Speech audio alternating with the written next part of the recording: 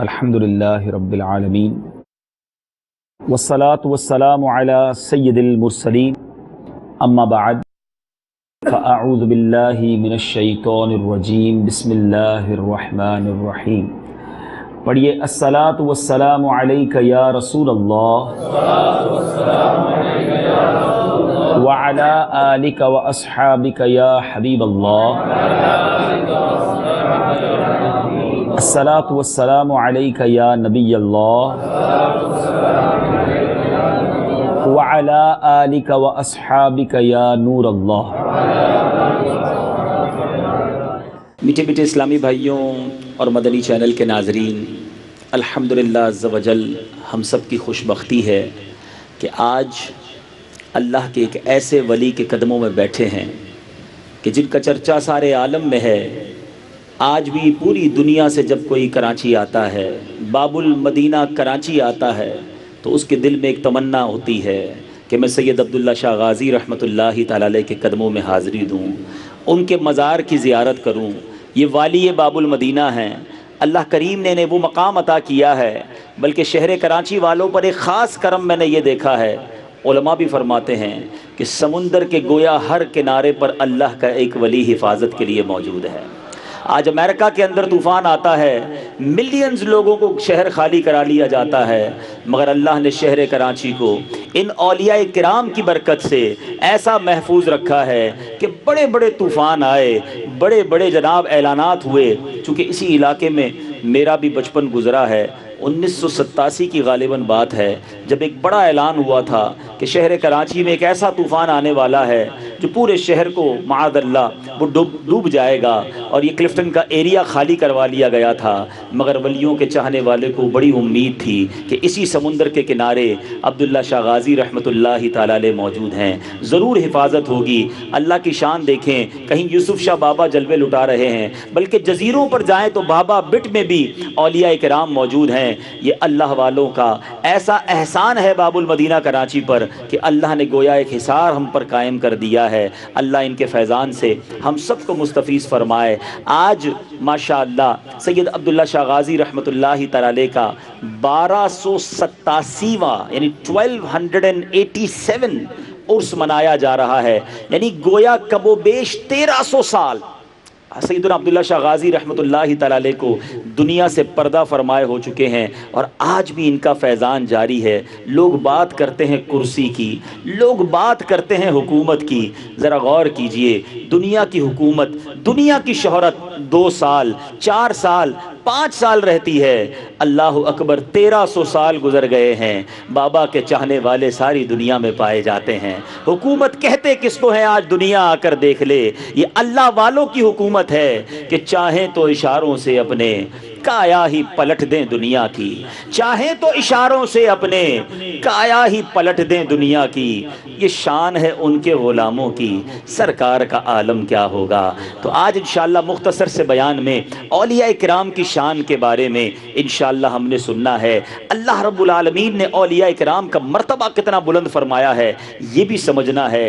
سیدنا عبداللہ شاہ غازی رحمۃ اللہ تعالی علیہ کی سیرت کے بارے میں بھی میں نے چند مدنی پھول پیش کرنے ہیں، اور پھر ہمیں ان کی سیرت سے کیا سیکھنا ہے اس پر بھی کچھ بات کرنی ہے۔ درود پاک پڑھنے کے بے شمار فضائل و برکات ہیں۔ جب بھی خاص طور پہ مزارات اولیاء پر حاضری ہو، ہمیں بڑا با ادب، بڑا فوکس اور ذکر و اذکار میں مصروف رہنا چاہیے، فضول کاموں میں نہیں۔ خاص طور پہ درود پاک کی تو خاص کثرت کرنی چاہیے۔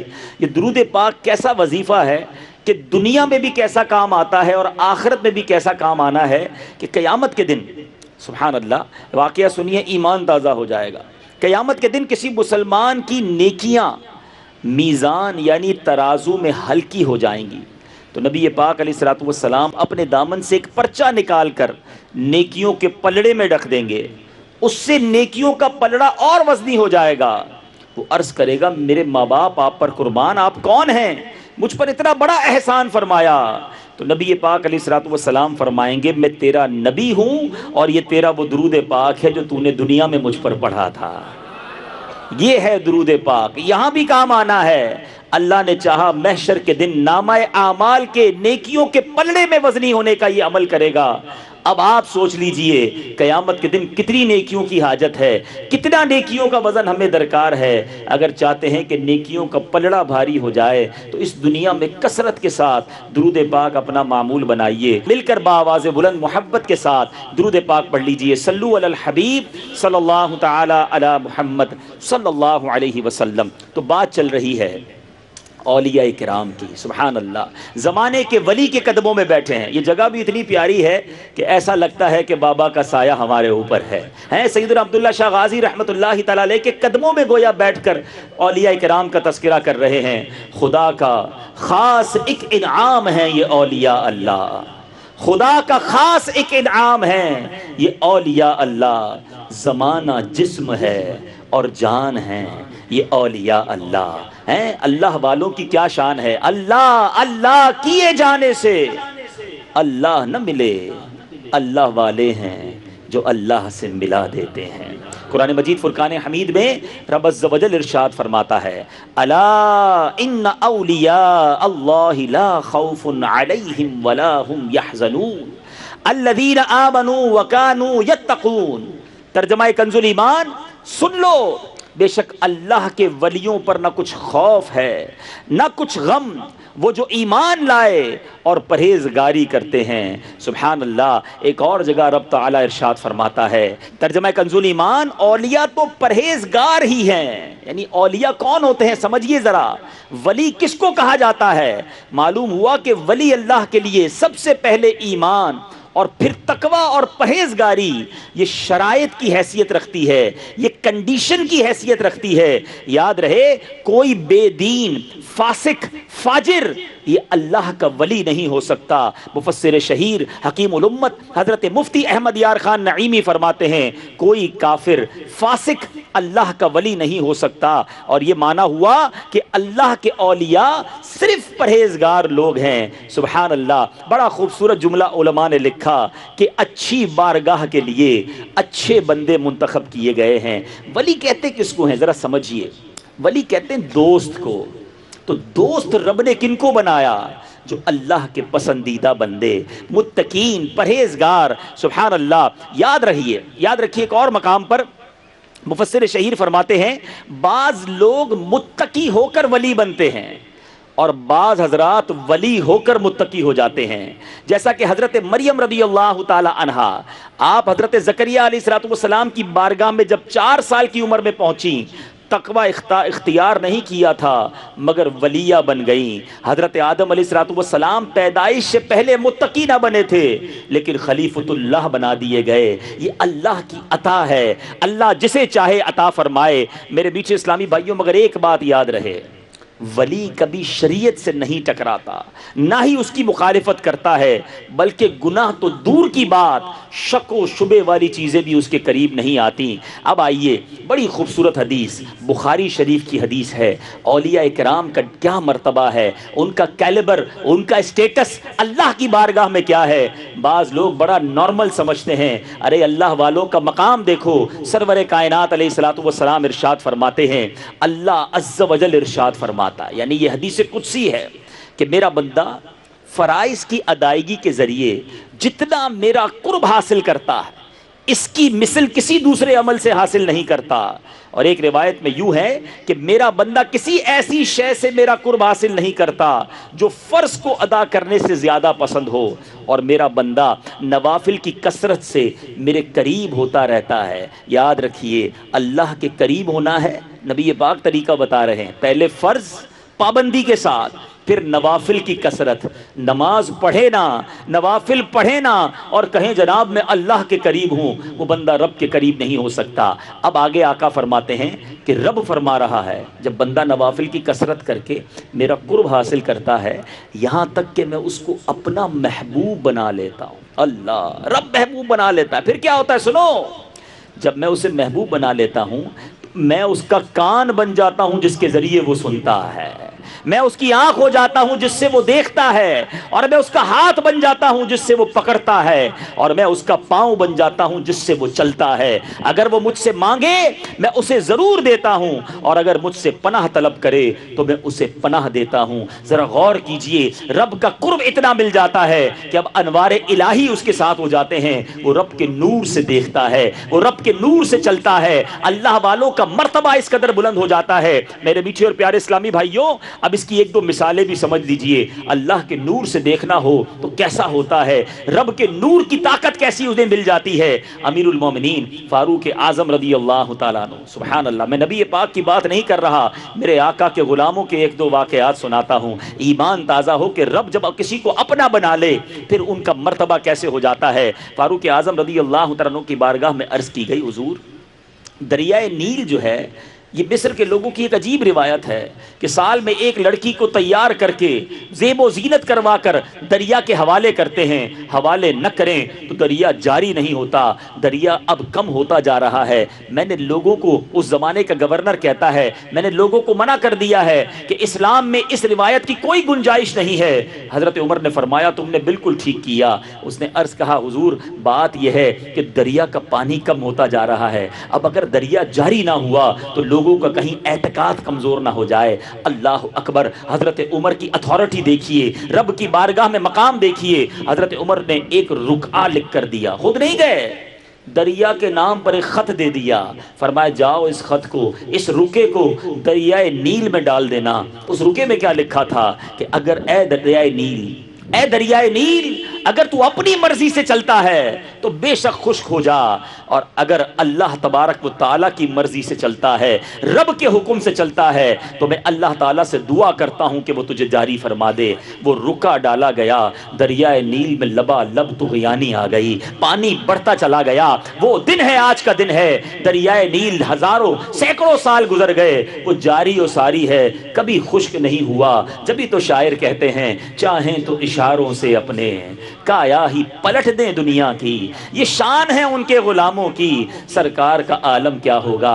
نبی پاک سے یہ فیض صحابہ کو ملا، صحابہ سے یہ فیض اولیاء کو ملا۔ غوث اعظم رضی اللہ تعالیٰ عنہ فرماتے ہیں نا قصیدہ غوثیہ میں، نظرت الی بلاد اللہ جمعا کخردلۃ علی حکم اتصالی۔ غوث پاک فرماتے ہیں کہ میں اللہ کے شہروں کو اس طرح اپنے ہاتھ پر دیکھتا ہوں جیسے ہاتھ پر رائی کا دانہ ہوا کرے۔ کچھ لوگوں کو یہ بات سمجھ نہیں آتی کہ کیسے ہو سکتا ہے کہ جس طرح ہاتھ پر رائی کا دانہ ہو ساری دنیا کو دیکھ لیں۔ آج سائنس نے ہماری مشکل آسان کر دی ہے، چھوٹا سا موبائل ہاتھ میں لیجئے، انٹرنیٹ کنیکشن لیجئے، اور جناب اس میں گوگل میپ کھول لیجئے، دنیا میں کون سی جگہ دیکھنی ہے اپنے ہاتھ پر آپ دیکھ سکتے ہیں۔ میں سوال کرنا چاہتا ہوں اے اولیاء کرام کے چاہنے والوں، ایک گناہگار، ایک فاسق، ایک بے نمازی، ارے جیسا ہی بدکار ہو، چند ہزار کا موبائل لے لے، چند 100 کا نیٹ لے لے، وہ جناب اپنے ہاتھ پر موبائل رکھ کر دنیا دیکھ سکتا ہے، تو کیا میرے غوث روحانی کریکشن سے دنیا کو نہیں دیکھ سکتے؟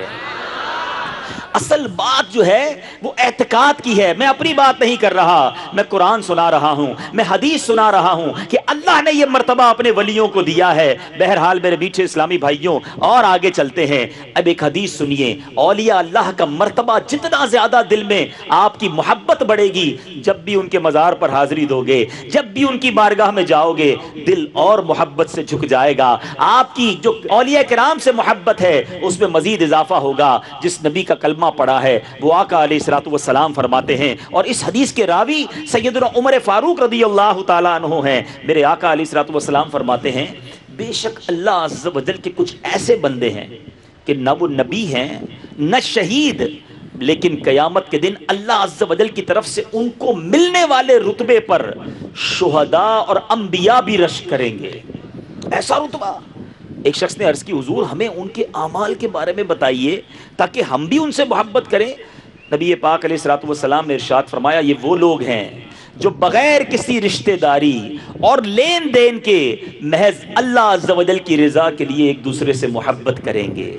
اللہ کی قسم ان کے چہرے روشن ہوں گے، وہ نور کے منبر پر جلوہ گر ہوں گے۔ جب لوگ خوف میں مبتلا ہوں گے تب ان کے لیے کوئی خوف نہ ہوگا، جب لوگ غمگین ہوں گے انہیں کوئی غم نہ ہوگا۔ پھر نبی پاک علیہ الصلوۃ والسلام نے خود یہ آیت تلاوت فرمائی، الا ان اولیاء اللہ لا خوف علیہم ولا هم يحزنون۔ ترجمہ کنز ایمان سن لو، بے شک اللہ کے ولیوں پر نہ کچھ خوف ہے نہ کچھ غم۔ آگے بڑھنے سے پہلے اولیاء اللہ کی شان تو سن رہے ہیں، ایمان بھی تازہ ہو رہا ہے، مگر آج آئے ہیں تو خالی ہاتھ تھوڑی جانا ہے، کچھ سیکھ کر بھی جانا ہے نا۔ اس حدیث میں بڑا خوبصورت ان کا وصف بیان ہوا۔ صحابہ نے پوچھا حضور ان کا عمل کیا ہے؟ تو کیا عمل بتایا؟ کوئی رشتہ داری نہیں، کوئی لین دین نہیں، پھر بھی اللہ کی رضا کے لیے آپس میں محبت ہے۔ میں سوال کرتا ہوں یہاں جتنے اسلامی بھائی موجود ہیں، میرا رشتہ دار ہو اور میں نے محبت کی، ٹھیک ہے، اچھی بات ہے، رشتہ داروں سے محبت ہونی چاہیے، کاروبار جس سے ہو اس سے اچھا تعلق ہونا چاہیے، مگر اسلام اس سے بہت آگے سکھاتا ہے کہ جس کو نہیں جانتے اللہ کا بندہ ہے اس سے بھی محبت کرو۔ ارے مسلمان ہے تو یہ میرے رب کا کلمہ پڑھنے والا میرے نبی کا امتی ہے، یہ میرا اسلامی بھائی ہے۔ اسلام ہمیں بتا رہا ہے کہ مومن آپس میں بھائی بھائی ہیں، مگر آج کوئی غریب کو نہیں پوچھتا، آج جس سے بات چیت نہ ہو، جس کی پہچان نہ ہو، بندہ اس کو ٹھکرا دیتا ہے، کبھی کسی کا دل توڑ دیتے ہیں، کبھی کسی کی دل آزاری کر دیتے ہیں۔ نہیں میرے میٹھے اسلامی بھائیوں، اگر اللہ نے آپ کو کوئی مقام دے بھی دیا، آپ مالدار ہو گئے ہیں، اگر آپ کا کوئی نام ہو گیا ہے، آپ کی شہرت ہو گئی ہے، آپ کی عزت ہو گئی ہے، تو اس بات کا آپ کے پاس اختیار نہیں ہے کہ آپ جس کا چاہیں اس کا دل توڑ دیں، جس کو چاہیں اس کو ذلیل کر دیں۔ ہم نہیں جانتے کہ کسی غریب کو جو بیچارہ غریب والے کپڑے میں، پرانے کپڑے، بکھرے ہوئے بال ہیں، اس کا اللہ کی بارگاہ میں کیا مرتبہ ہے۔ اے ولیوں کی بارگاہ میں آنے والوں، غور سے سنو، اللہ کے جو ولی ہوتے ہیں نا، یہ تو مزار میں چلے گئے، آج بھی ان کی برکتیں مل رہی ہیں، لیکن آج بھی ہمارے درمیان اولیاء موجود ہیں، اور کسی ولی کے سر پر نہیں لکھا ہوتا کہ یہ اللہ کا ولی ہے۔ اللہ تبارک و تعالی نے اپنے بندوں میں اپنے ولیوں کو چھپا کر رکھا ہے۔ ہم نہیں جانتے کہ میرے برابر میں جو بیٹھا ہے یا میرے ساتھ سفر کر رہا ہے یا کوئی میرا غریب ملازم ہے، کیا معلوم یہ اللہ کی بارگاہ میں کیا مرتبہ رکھتا ہو۔ سب کی عزت کریں کہ کہیں ایسا نہ ہو کہ ہم کسی کی دل آزاری کر دیں اور وہ اللہ کی بارگاہ میں بلند مرتبہ رکھتا ہو، ہم کسی کا دل توڑ دیں اور نہ جانے اس کا رب کی بارگاہ میں کیا مقام ہو۔ ارے اللہ کی بارگاہ میں تو عام مسلمان کا دل توڑنا بہت زیادہ سخت ناپسندیدہ ہے، لیکن اگر کوئی کسی ولی کی توہین کر دے، اللہ کے محبوب کی جناب دشمنی کر لے، حدیث پاک کا مضمون ہے جو اللہ کے کسی دوست، اللہ کے کسی ولی سے دشمنی کرتا ہے، اللہ اس سے اعلان جنگ فرماتا ہے۔ اب بتاؤ، کسی ولی سے دشمنی کر لی اور اللہ ہی سے جنگ ہو گئی تو پھر بربادی مقدر ہے نا۔ تو سب کا خیال رکھیں، سب کا بھلا، سب کی خیر، سب کے بھلے میں اپنی خیر، یہ میرا اور آپ کا مائنڈ سیٹ ہونا چاہیے۔ میرے میٹھے اسلامی بھائیوں، ایک حدیث پاک ہے، علماء بیٹھے ہیں، بڑی مشہور حدیث ہے جس کا مضمون ہے کہ کچھ لوگ ایسے ہیں، نبی پاک فرماتے ہیں میری امت میں کچھ لوگ ایسے ہوں گے جو مفلوق الحال، پرانے کپڑے پہنے، پرا گندا بال، جن کو کوئی اپنے قریب نہ بٹھائے، جن کو کوئی دعوت میں نہ بلائے، جو نہ آئے تو کوئی یاد نہ کرے۔ آقا فرماتے ہیں اللہ کی بارگاہ میں اس کا وہ مرتبہ ہوتا ہے کہ اگر وہ کسی بات پر قسم اٹھا لے تو اللہ وہ قسم پوری فرما دیتا ہے۔ تو کبھی کسی غریب کا، کبھی کسی مسکین کا، کبھی کسی ملازم کا دل نہ توڑیں۔ آپ نے یہ حدیث سنی ہے کہ ان نیک لوگوں کا وصف کیا ہوگا جن کو قیامت میں خوف بھی نہیں، غم بھی نہیں، کہ وہ فقط اللہ کی رضا کے لیے ایک دوسرے سے محبت کرتے ہوں گے۔ آج برما کے مسلمانوں کی حالت ہم نے سنی ہے، ساری دنیا میں مسلمانوں کے اندر درد ہے۔ یہ اسلام کی محبت ہے، یہ دین کی محبت ہے، کوئی اور غرض نہیں ہے۔ ہمارا بھائی دنیا میں کہیں بھی تکلیف میں ہو، ہمارا دل رونا چاہیے، مگر یہ بات یاد رہے کہ آج خاندانوں کی بنیاد پر، زبان کی بنیاد پر، قومیت کی بنیاد پر، شہر کی بنیاد پر نفرتیں پھیلائی جا رہی ہیں۔ یہ اسلام کا طریقہ نہیں ہے۔ اللہ کے رسول صلی اللہ تعالی وسلم वसल्लम की हदीस मुझे और आपको सिखा रही है कि किसी भी रंग का आदमी हो, किसी भी नस्ल का शख्स हो, कोई भी बोली हो, किसी भी कौम का हो, अगर मेरे नबी का उम्मती है तो ये मेरा भाई है। ऐ काश आज अब्दुल्ला शाह गाजी रहमतुल्लाहि तआला अलैह के कदमों में हम आए हैं, ये नीयत लेकर जाएं, ये पक्का इरादा करके जाएं कि कोई किसी रंग का हो, कोई किसी नस्ल का हो, कोई किसी कौम का हो, बस मेरे नबी का उम्मती है, मेरे आका का गुलाम है, वो मेरा भाई है। मैंने कभी उसका दिल नहीं दुखाना, कभी जुल्म नहीं करना, वरना हमें नहीं मालूम कि किसी की हाय लेने की वजह से कहीं हम ही बर्बाद ना हो जाएं। तो बहरहाल औलिया किराम की बात हो रही थी। अल्लाह अकबर। मेरे बीच इस्लामी भाइयों, बड़ी खूबसूरत बात मुल्ला अली कारी ने मिरकात शरा मिशकात में लिखी, औलिया अल्लाह ला यमूतूना वलाकिन यनकलिबूना मिन दारिल फनाई इला दारिल बका। क्या फरमाते हैं?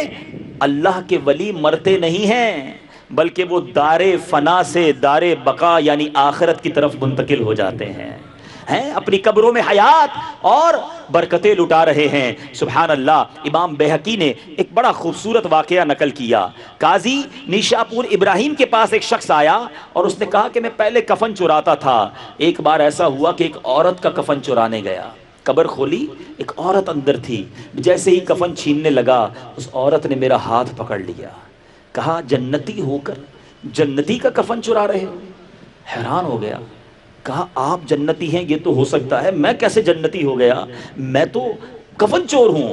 फरमाया अल्लाह तबारक व तआला ने मोमिन को सबसे बड़ा इनाम ये दिया है कि जो बख्शा गया मोमिन हो, जो मगफूर हो, अगर उसका कोई जनाजा पढ़ ले अल्लाह उसकी भी मगफिरत फरमा देता है। औरत कहने लगी तुमने मेरा जनाजा भी तो पढ़ा था, मेरे जनाजा पढ़ने की वजह से अल्लाह ने तेरी मगफिरत कर दी, फिर भी तू मेरा कफन चुरा रहा है। कहता है वो दिन है मैंने कफन चोरी से तौबा कर ली। तो बहरहाल अल्लाह वालों की बातें हैं, ये रब के राज हैं जो अपनी कब्रों से फैजान अता फरमाते हैं। मेरे मीठे इस्लामी भाइयों, बड़ी मुख्तसर चूंकि वक्त है, बयान तो बहुत कुछ करना है, जी तो बहुत चाह रहा है कि औलिया अल्लाह की बहुत सारी बातें आपको बताई जाएं। सैयदना अब्दुल्ला शाह गाजी रहमतुल्लाहि तआला अलैह का भी खूब जिक्र खैर किया जाए। कुरान में कहा गया अल्लाह की निशानियां, ठीक है, इन्न सफ़ा वल मरवता मिन शआइरिल्लाह, बेशक सफ़ा और मरवा ये पहाड़ियां हैं, ये अल्लाह ताला की निशानियां हैं। यानी जरा गौर कीजिए इन दोनों पहाड़ियों को क्यों निशानी कहा गया? अल्लाह की निशानी, क्योंकि यहाँ बीबी हाजरा रदी अल्लाह ताला अन्हा तशरीफ ले गई, उनके कदम लगे, अल्लाह की वलिया के कदम लगे, वो पहाड़ अल्लाह की निशानी बन गए। जिस पत्थर पर खड़े होकर हजरत इब्राहीम ने काबे की तामीर की, मकाम इब्राहीम को शआइरिल्लाह कहा गया और फरमाया वत्तखिज़ू मिन मकाम इब्राहीम मुसल्ला, इब्राहीम के खड़े होने की जगह को मुसल्ला बनाओ। यानी जिस जिस जगह अल्लाह के बंदों के कदम लगते जाएं वो अल्लाह की निशानी है। औलिया अल्लाह, उलमा फरमाते हैं कि जब अल्लाह के वलियों के कदमों की निशानी वाली जगह अल्लाह की निशानी बन सकती है, तो जहां खुद अल्लाह के वली मज़ार में मौजूद हों वो मज़ार भी अल्लाह की निशानी है। औलिया अल्लाह जिंदा हो तब भी अल्लाह की निशानी है, मज़ार में हो तब भी शआइरिल्लाह है। तो इनसे खूब फैज़ान हासिल किया जाए। इमाम गज़ाली अलैहि रहमतुल्लाहि वाली कमाल की बात फरमाते हैं, मिनहाजुल आबिदीन में आपने लिखा वलीउल्लाह की एक शान ये है कि उसकी हर शय में बरकत होती है, इसके सांस में, इसके फेल में, इसके लिबास में, इसके मकान में, यहाँ तक कि इसके पाँव की मट्टी में, जिस मकान में वो एक दिन बैठा उससे बरकत हासिल की जाती है। इमाम गज़ाली के इस इरशाद से क्या सीखने को मिला? ऐ आशिकाने औलिया झूम जाओ कि जिस मकान में अल्लाह का वली एक दिन क़याम करे वो बरकतों वाला हो जाए। जिस मज़ार में वली सैकड़ों साल से मौजूद हो उस मज़ार का आलम क्या होगा, वहाँ से बरकतों के नुज़ूल का आलम क्या होगा। तो बहरहाल ऐ खुश नसीबों, आज हम सैयदना अब्दुल्ला शाह गाजी रहमतुल्लाहि तआला अलैह के मज़ार के करीब आए हैं। ये वो अल्लाह के वली हैं जिनको ताबई या तबा ताबई, एक रिवायत के मुताबिक आप तबा ताबई हैं और एक रिवायत के मुताबिक क्योंकि आपने कई सहाबा का दौर पाया, ये बहुत पुराने बुजुर्ग हैं। देखिए ना 1287वां उर्स हो रहा है, तो मेरे आका की हिजरत को 1438 साल हुए हैं। अब्दुल्ला शाह गाजी रहमतुल्लाहि तआला अलैह को दुनिया से पर्दा फरमावे 1287 साल हुए हैं। बड़ा क्लोजेस्ट मामला है, बहुत करीब का दौर है। या तो आपने सहाबा का दीदार किया, अच्छा आपका मर्तबा यह है 99 सिने हिजरी में मेरे आका की हिजरत के तकरीबन 99 साल बाद हज़रत अब्दुल्ला शाह गाजी रहमतुल्लाहि तआला अलैह ने मदीना मुनव्वरा में आपकी विलादत हुई। سبحان اللہ. آپ کی ولادت بھی مدینہ منورہ میں ہوتی ہے اور آپ کا جو وصال کا سال ہے 151 سنہ ہجری ہے، یعنی گویا صرف 52 سال اس دنیا کو آپ نے اختیار فرمایا، مگر اللہ اکبر ان 52 ایئرز میں وہ دین کی خدمت کی کہ آج دنیا کا کون سا کونا ہے جہاں سیدنا عبداللہ شاہ غازی رحمۃ اللہ تعالی علیہ کے چاہنے والے نہیں ہیں. اچھا، اب آپ کا ایک لقب اشتر بھی ہے، اور اس کی ایک وجہ یہ ہے کہ آپ زبردست اونٹ سوار تھے. اچھا اونٹ چلانے والے کو اشتر کہا جاتا ہے. اور سبحان اللہ آپ کا شجرہ کتنا خوبصورت ہے. آپ حسنی سید بھی ہیں، حسینی سید بھی ہیں، ماں کی طرف سے حسینی ہیں اور والد کی طرف سے حسنی ہیں، اور صرف 5 سلسلوں سے، یعنی 5 پشتیں جو ہیں، 5 واسطوں سے آپ کا شجرہ جو ہے وہ مولا علی کرم اللہ تعالی وجہ الکریم سے ملتا ہے. یہ خاندان نبوت کے ایسے چشم و چراغ ہیں، ایسے سید زادے ہیں جن کی 5 پشتوں کے بعد مولا علی سے رشتہ مل جاتا ہے. آپ کا سلسلہ نسب کیسے ہے؟ ابو محمد عبداللہ اشتر یہ آپ کا نام ہوا. آپ کے والد صاحب کا نام سید محمد نفس زکیہ، ان کے والد کا نام سید محمد عبداللہ، پھر ان کے والد کا نام سید محمد امام حسن مسنا بن سیدنا امام حسن اور بن سیدنا مولا علی کرم اللہ تعالی وجہ الکریم. ایسا قرب ہے، ایسا فیضان ہے مولا علی کا. میرے آقا نے فرمایا میں علم کا شہر ہوں، علی اس کا دروازہ ہے. اس علی کا فیضان ملا ہے. حضرت عبداللہ شاہ غازی رحمۃ اللہ تعالی علیہ آپ محدثین میں شمار کیا جاتا ہے. علم کے سمندر تھے. آپ کے والد صاحب نے بہت زبردست ایک زندگی گزاری، ایک لشکر کی قیادت بھی کی، اس زمانے کے ظالم حکمران کے سامنے جہاد بھی کیا، اور اپنے اس نوجوان بیٹے کو سندھ کی طرف بھیجا.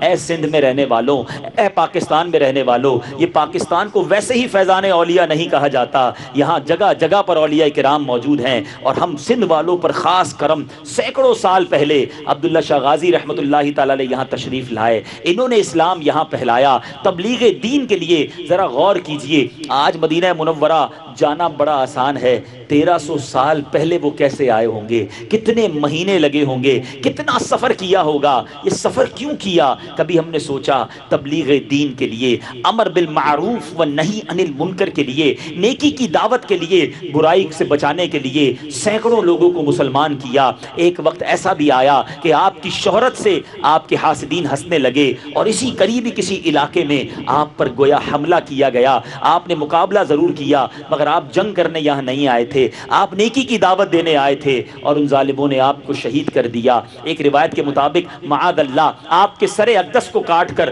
وہاں پر بنو امیہ میں بھجوایا گیا، وہاں کے ظالم بادشاہ کے پاس بھجوایا گیا، اور آپ کا سر جنت البقیع میں مدفون ہے. اور ایک روایت کے مطابق آپ یہیں جلوہ فرما ہیں، آپ کا تن اقدس یہی ہے. کئی دنوں تک آپ کے مریدین آپ کے مزار کے قریب بیٹھے رہے کہ کہیں ظالم آپ کے جسم کو نکال کر نہ لے جائیں، مگر پیاس نے بڑا ستایا. سمندری علاقہ تھا، بلکہ آج سے 25-30 سال 40 سال پرانی بھی بات کریں، بہت سارے سفید داڑھی والے بزرگ ہیں، ہمیں بھی یاد ہے جب کلفٹن کسی کو آنا ہوتا تھا تو ایسا لگتا تھا نہ جانے کہاں جانا ہے. سمندر کا کنارہ ہے اور وہاں پر ایک مزار ہے. مصری شاہ بابا جاتے تھے تو ہر طرف ریت ہی ریت ہوا کرتی تھی، تو یہ پہاڑ ہے، یہاں نیچے تک پانی ہوا کرتا تھا. آپ کے مریدین ساتھ تھے، پینے کو پانی نہیں تھا. اللہ سے دعا کی، اللہ کے کرم سے بابا کے قدموں میں میٹھے پانی کا چشمہ جاری ہو گیا. یہ سینکڑوں سال پرانی کرامت آج بھی موجود ہے. آپ آس پاس جا کر بورنگ کریں، کھارا پانی نکلے گا کیونکہ سمندر بالکل پیچھے ہے. مگر یہاں چونکہ عبداللہ شاہ غازی موجود ہیں، ان کے قدموں کے نیچے آج بھی میٹھے پانی کا چشمہ ہے. یہ آج نہیں نکلا، یہ اس وقت جب آپ کے مریدین آپ کے مزار کے قریب ٹھہرتے تھے، پینے کو پانی نہیں تھا. اللہ سے دعا کی، کرم ایسا ہوا کہ آپ کے قدموں سے میٹھے پانی کا چشمہ جاری ہو گیا. بہرحال میرے میٹھے اسلامی بھائیوں، اب مجھے اور آپ کو اس بارگاہ میں آ کر سیکھنا کیا ہے، سمجھنا کیا ہے. اولیاء اللہ سے محبت بڑی شاندار چیز ہے، یقیناً انشاءاللہ دنیا میں بھی کام آئے گی، آخرت میں بھی کام آئے گی. مگر صرف مزارات اولیاء پر حاضری دینا ہی اولیاء کرام سے محبت کا تقاضا ہے، یا ان کی سیرت پر چلنا، ان کے نقش قدم پر چلنا، جیسے انہوں نے زندگی گزاری ویسے زندگی گزارنا، یہ مطلوب ہے. یاد رکھیے میرے میٹھے اسلامی بھائیوں، اپنے گھر بار کو چھوڑا، اپنے وطن کو چھوڑا، یہ واپس نہیں جا سکے، یہی مزار بن گیا. کیوں؟ کیا ریزن تھا؟ بزنس ٹرپ نہیں تھا، پکنک ٹرپ نہیں تھا، ایک دیار غیر میں وطن بھی نہیں تھا، مگر یہاں عبداللہ شاہ غازی رحمۃ اللہ تعالی کیوں آئے؟ نیکی کی دعوت دینے آئے، امر بالمعروف کرنے آئے، نہیں انل منکر کرنے آئے۔ میں سوال کرتا ہوں اے اولیاء کرام کے چاہنے والوں، میں نے اور آپ نے اس فریضے کو کتنا ادا کیا ہے؟ کبھی زندگی میں ہم نے کسی کو نیکی کی دعوت دی؟ کبھی زندگی میں ہم نے کسی کو برائی سے منع کیا؟ کبھی ہم نیکی کی دعوت کے لیے اپنے گھر سے باہر نکلے؟ اولیاء کرام کے چاہنے والوں، ان کے نقش قدم پر چلنے کی آج نیت کرنی ہے۔ آپ اولیاء کرام کی سیرت پڑھیں، کئی اولیاء کرام کے بارے میں ہم نے پڑھا کہ جو عشاء کے وضو سے فجر کی نماز ادا کیا کرتے، مگر اولیاء کا چاہنے والا نہ عشاء پڑھے نہ فجر پڑھے، پھر کہے میں اولیاء کا چاہنے والا۔ اولیاء کرام زندگی بھر تلاوت قرآن کرتے رہیں اور مزارات اولیاء پر محبت سے جانے والا ساری زندگی قرآن نہ پڑھے بلکہ اسے صحیح قرآن پڑھنے ہی نہ آئے، یہ کیسی اولیاء کرام سے محبت ہے؟ ہم نیازی ضرور ہیں، ہمیں ضرور لنگر کھانا ہے، ہم اولیاء کرام کے تبرک کو اپنے لیے سعادت سمجھتے ہیں، مگر خدارا نیازی سے پہلے نمازی بنیے۔ یہی اولیاء کرام کی چاہت ہے، یہی ان کی تعلیمات ہے۔ اور بات چلی ہے امر بالمعروف کی، تو آئیے میں آخر میں چند منٹ آپ کو اس بارے میں درس دے دوں۔ منقول ہے کہ اللہ عز و جل نے حضرت سیدنا یوشع بن نون علی نبینا علیہ الصلوۃ والسلام پر وحی بھیجی کہ آپ کی قوم کے 1,00,000 آدمی عذاب سے ہلاک کیے جائیں گے، جن میں 40,000 نیک ہوں گے اور 60,000 بد۔ آپ نے عرض کی یا رب، بدکاروں کی ہلاکت تو سمجھ آتی ہے، لیکن نیک لوگوں کو کیوں ہلاک کیا جا رہا ہے؟ ارشاد فرمایا یہ نیک لوگ بھی ان بد کرداروں کے ساتھ کھاتے ہیں، پیتے ہیں، میری نافرمانیاں دیکھ کر بھی ان کے چہروں پر ناگواری نہیں آتی ہے۔ آج لوگ کہتے ہیں یار اتنی نیکیاں ہوتی ہیں کراچی میں، پاکستان میں اتنے نیک لوگ بھی ہیں، پھر کیوں آفتیں آتی ہیں، پھر کیوں مصیبتیں آتی ہیں، پھر کیوں جناب اتنے پرابلمز ہیں؟ کہیں ایسا تو نہیں کہ ہم نے امر بالمعروف چھوڑ دیا، ہم نے لوگوں کو نیکی کی طرف بلانا چھوڑ دیا، ہم نے گناہوں کو برا سمجھنا چھوڑ دیا، بلکہ گناہوں کی محفلوں میں جا جا کر ان گناہ گاروں کی محفلوں کو بڑھاوا دینے والے بن گئے، آج تماشے دیکھنے والے بڑھ گئے۔ نہیں میرے میٹھے اسلامی بھائیوں، یہ اسلام کا طریقہ نہیں ہے۔ اے عبداللہ شاہ غازی رحمت اللہ تعالی علیہ کے چاہنے والوں، آؤ آج ان کے قدموں میں آئے ہو، آج ایک نیت کر کے جانا ہے کہ میں انشاءاللہ خود بھی نیکیاں کروں گا اور نیکی کی دعوت کو عام بھی کروں گا، خود بھی گناہ سے بچوں گا اور دوسروں کو بھی گناہوں سے بچاؤں گا۔ نبی پاک علیہ الصلوۃ والسلام کی حدیث سنیے، میرے آقا کا فرمان عبرت نشان ہے، تم میں سے جب کوئی کسی برائی کو دیکھے تو اس کو چاہیے کہ برائی کو اپنے ہاتھ سے بدل دے، اور جو اپنے ہاتھ سے بدلنے کی قوت نہیں رکھتا تو اسے چاہیے کہ اپنی زبان سے بدل دے، اور جو اپنی زبان سے بدلنے کی بھی استطاعت نہیں رکھتا اسے چاہیے کہ اپنے دل میں برا جانے کہ یہ کمزور ترین ایمان کی علامت ہے۔ مجھے بتائیے کیا ہم دل میں بھی برا جانتے ہیں؟ آج تو ذرا کوئی ڈھول بجانا شروع کر دے، کوئی ناچ گانا شروع کر دے، کوئی برائی کا کام شروع کرے تو ٹھٹھا۔ ابھی مزار پر اجتماع ہو رہا ہے، یہاں تعداد کم ہے، معاذ اللہ کوئی قریب ابھی ڈھول تماشا یا میوزیکل کنسرٹ کر دیں تو گراؤنڈ میں پیر رکھنے کی جگہ نہیں ہوگی۔ کیوں؟ کہ برائی کو دل سے برا جاننے کے لیے بھی کوئی تیار نہیں ہے۔ خدارا یہ اسلام نہیں ہے۔ اب آج اولیاء کرام کے قدموں میں آئے ہیں تو کم از کم برائی کی جگہ سے تو دور ہو جائیں۔ آج ہم نے دوست ایسے رکھے ہیں، لوگ کہتے ہیں میں شراب نہیں پیتا، میرے دوست شراب پیتے میں ان کے ساتھ بیٹھتا ہوں۔ کیوں بیٹھتے ہو ایسوں کے ساتھ جو اللہ کی نافرمانی کر رہے ہیں، جو بے حیائی کر رہے ہیں، جو بدکاریاں کر رہے ہیں؟ ہم نے آج اللہ کے ولی کے قدموں میں ایک نیت کر کے جانی ہے کہ انشاءاللہ ہم نے اپنی صحبتیں بھی اچھی رکھنی ہیں، ہم نے دوست بھی اللہ کے نیک بندے بنانے ہیں، اور دعوت اسلامی کا مدنی ماحول آپ کے سامنے ہے۔ سبحان اللہ، جو اولیاء کرام کے مزارات پر آنے والوں کو یہ بتاتا ہے کہ دیکھو اللہ کے ولیوں نے زندگی کیسے گزاری ہے، ان کی تعلیمات کیا ہیں، وہ ہمیں سکھاتے کیا ہیں، وہ نماز، قرآن اور دین کا درس دیتے ہیں۔ آئیے آج نیت کر کے جائیں، جتنے اسلامی بھائی یہاں موجود ہیں، کہ آج کے بعد ہماری کوئی نماز قضا نہیں ہوگی۔ ایسا نہیں، ایسا نعرہ لگائیں کہ شیطان یہاں سے دور بھاگ جائے، اور ایک اور نیت کریں کہ آج جو بھی میں اچھی نیت کر رہا ہوں حضرت عبداللہ شاہ غازی کے ایصال ثواب کے لیے کر رہا ہوں، آج کے بعد میری کوئی نماز قضا نہیں ہوگی، فلمیں ڈرامے نہیں دیکھیں گے، گانے باجے نہیں سنیں گے، حرام روزی کے قریب بھی نہیں جائیں گے، قرآن پاک کی تلاوت روزانہ کریں گے، اور یہ نشہ، شراب اور جو بدکاری والے کام ہیں انشاءاللہ ان کے بھی قریب نہیں جائیں گے، اور با ادب طریقے سے اولیاء کرام کے مزارات پر حاضری دیں گے۔ دعوت اسلامی کے بدری ماحول میں یہ بھی سکھایا جاتا ہے کہ اللہ کے ولیوں کے مزار پر جانا کیسے ہے۔ بعض بیچارے نادان اس طرح مزارات اولیاء پر آتے ہیں کہ ان کو دیکھ کر لوگ مزارات اولیاء کے معاملات سے بدزن ہوتے ہیں۔ ایسا نہ کرو، ہمارے بزرگوں کی یہ تعلیمات نہیں ہیں۔ با ادب با نصیب، بے ادب بد نصیب باوضو ہو کر با ادب ہو کر مزارات اولیاء پر حاضری دیں، بے پردگی نہ ہو، ناچ گانے نہ ہو، معاذ اللہ بے، اور جناب یہ جو نشے والے لوگ آ جاتے ہیں، یہ ہمارے اولیاء کرام کی کوئی تعلیمات نہیں، نہ ان کا ہم سے کوئی تعلق ہے۔ الحمدللہ یہ پاکیزہ لوگ ہیں، اور پاک لوگوں کو ان کی بارگاہ میں ادب کے ساتھ جانا چاہیے، یہ انداز بھی دعوت اسلامی سکھاتی ہے۔ اللہ مجھے اور آپ کو مزارات اولیاء کا ادب نصیب فرمائے۔ سبحان اللہ، عبداللہ شاہ غازی نے ایک ایسے مدنی قافلے میں سفر کیا کہ مدینہ منورہ سے آئے، باب المدینہ میں ہی رہ گئے، واپس نہ جا سکے، مگر دین کا نام روشن کر گئے۔ دنیا بھر میں جہاں مجھے سن رہے ہیں، یہاں بھی جہاں سے شہر کراچی سے آئے ہیں، نیت کر لیں انشاءاللہ اولیاء کرام کا فیضان پانے کے لیے، علم دین سیکھنے اور نیکی کی دعوت کی دھومیں مچانے کے لیے ہم سب مدنی قافلے میں سفر کریں گے۔ اللہ تعالی ہم سب کو عمل کی توفیق عطا فرمائے۔ صلو علی الحبیب صلی اللہ تعالی علی محمد صلی اللہ علیہ وسلم۔